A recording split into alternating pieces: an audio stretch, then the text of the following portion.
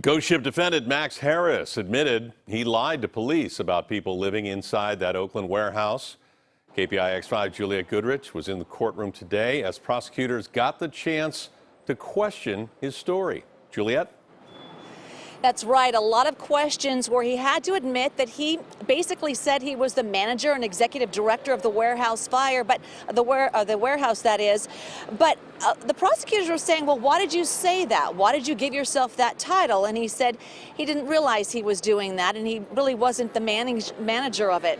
Also, there was mixed reaction in the courtroom. There were supporters there who said he was doing a terrific job on the stand, and then there were victims' family members who thought otherwise.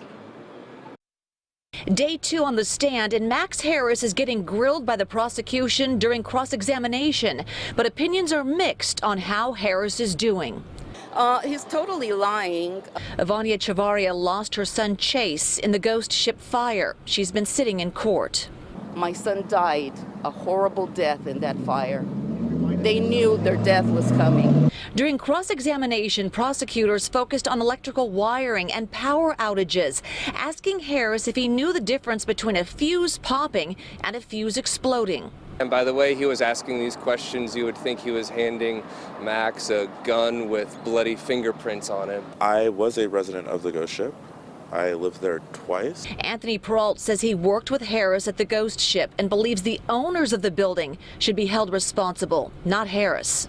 The prosecuting side is doing everything that they can to spin it and make it seem as though it was a mess and unorganized, and it's just really heartbreaking, and I think Max is doing an amazing job. He's always had the truth on his side here, you know. He's not responsible for this, and the people who are responsible for this aren't in there.